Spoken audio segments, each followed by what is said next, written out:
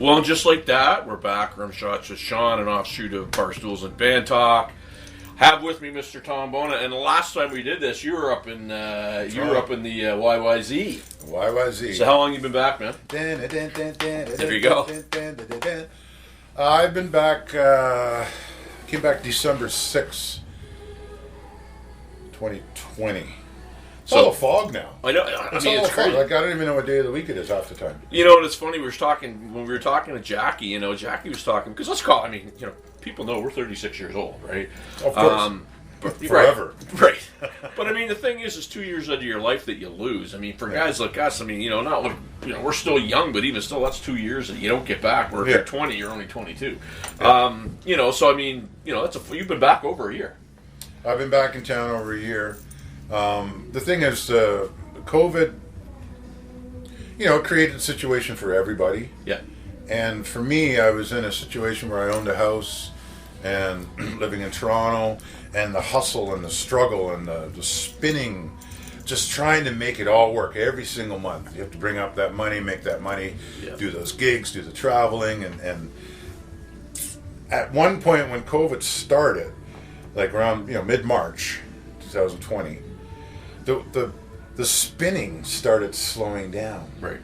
And I was like, as much as it was, I didn't recognize it until it started slowing down. When it started slowing down, I'm kind of like, I don't mind this. Oh, I don't have to do that. I'd wake up and I'd go to my Excel spreadsheet and start doing some booking for bands or trying to do some research.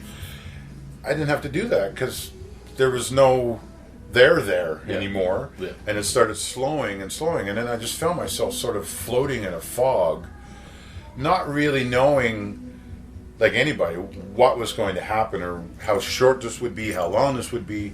And at one point, once it sort of all stopped, it enabled me to make better decisions and decisions based on what I had to make. Right. And it almost sort of just cleared the fields for me that were at one point all full of weeds, and I didn't know how to navigate through it. All of a sudden, there's no weeds. It's just this flat field that I was able to make decisions on. Yep. That I didn't want to make, but I had to make them. I had to sell my house. Well, and I'm down with that. Well, I'm not down with you selling your house, but I mean, I've always been the type of guy, because I went through a period of time where I played in one band for over 12 years and then another band, and we didn't play that much. So it was like I played maybe 8 times a year. So when somebody called me, yes, I'll do it. I'll do it. And so you find yourself playing everything from you're not prepared, you don't rehearse, you don't even get a set list, to you're rehearsing and all points in between. Yeah. So I get what you're saying there, where you can kind of pick and choose a little bit. Yeah. You're doing a lot of blues stuff up there, correct? I was doing lots of blues, lots of pop too. I do lots of studio recordings for pop bands. I've got a couple of guys who, I'm the key guy when they have whatever project, whatever band. He'll say, "Hey, can you?" I'm like, "Yeah, sure." So I've done a lot of that. Done a lot of blues for sure. What I was going to say about coming down here. Well, you mentioned you had to sell your house. I had to sell my house. My mom said COVID did you a favor, basically. And when I look at it in hindsight now, you know, I've been able to, I'm here, I'm connected with my family a lot more. And I'm living well, not to interrupt, and house. I met your two sisters at one of our shows. Yeah. Holy smoke. Not like they're all Bonas or anything like that. Holy smokes, you guys all look like it. Cracked me up. Big cow eyes. Well, just very nice. They were awesome, man. Anyway, continue. Yeah, I mean, I'm around my sisters now, and that's fantastic. And we actually were recording 3 vocal harmony to kind of that's cool. My songs, their songs, and I've been working on it for a while. So this time has enabled me to upgrade my studio. I'm set up in my basement with a full drum kit, all the good mics, upgrade all my hardware. And so I've been able to do like remote projects from home, and I've done 4 or 5 now already. I'm working on one right now. And it's nothing better than jumping out of bed and playing your drums and sending tracks and people going, "Wow, that's awesome," right? Well, I mean, and I'm glad you brought that up, because one of our kind of theme things we talked about when we started Barstools was how, you know, you can sit in your chair and craft your drawers. You can figure out technology. You can figure out different things. You've done that, which is great, because I'm still talking to people. I'm doing it. I've done some recordings where I've recorded here and they sent a file to Toronto or whatever. Yeah. What would you say to people that are maybe a little hesitant to do that? Don't do it, because I want all the work. Fair enough. Well, you're not going to get all the work, my friend. But no, but I know what you're saying, and But just the embracing of technology, I think, is very important for people. If they, because let's call it what it is. This thing ain't, it's here for quite a while. Yeah. Right. Could even be 10 years. Could be the 10-year plague. Sure. Who knows? And, we have to adjust and adapt to that. We do. And, I mean, the one thing is there's ways to make money in your own basement. In my own basement. And the thing is, like, you got to have, good gear, but you don't have to go spend thousands and thousands of dollars. Like, I would say maybe around $3,000 or $4,000 would set you up. And what I realized long ago is I go into a studio, they've got the good mics on the drums, it's a fairly well-treated room. You go and you play the drums, and those are the tracks. Yeah. And so for years, I'm at home recording my own drums with my own mics, and I upgraded my mics a bit to go from 57s to 421s, so I get more of a good tom sound. I got 5 or 6 bass drum mics that I use for choice, right? And so what I realized at one point is, like, I have a drum kit, it sounds good. I have the right mics, they sound good. I don't have to be in a studio, because the studio's right here. Yeah. Like, I sort of realized if I have the good drums, good mics, and I can play, and I can learn how to engineer and get it down to the standards so there's no polarity and different things going on, then I can recreate what they do in $1 million studios in my bedroom. You can one of the things, and this isn't a knock on anything, but I find sometimes if you go to one studio all the time, the drums in particular always sound the same. And I won't call if there's a studio that's been in Halifax for years, they like to have the house kit sound. Yeah. He might let you bring in your own snare, but for the most part, you hear one recorded thing with him. Yeah.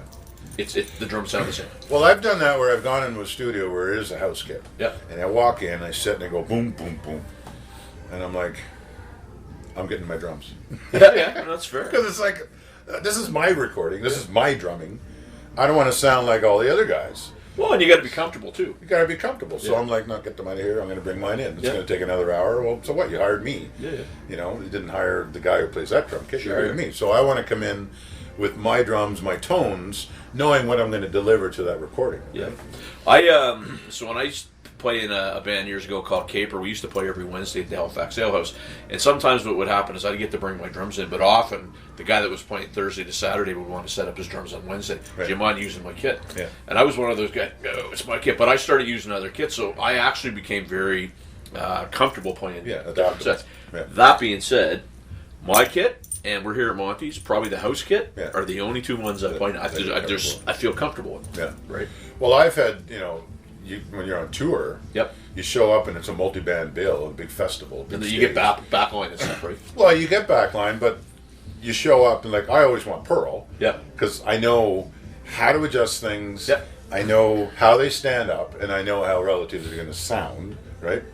And you end up getting anything else. And literally, sometimes you have 10 minutes, 15 minutes between this band and that band.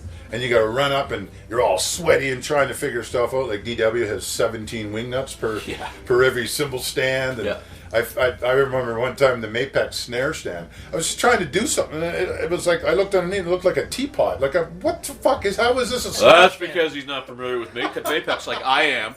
Not a corporate sellout, but yes, I am. Mapex drums, Pearl drums too.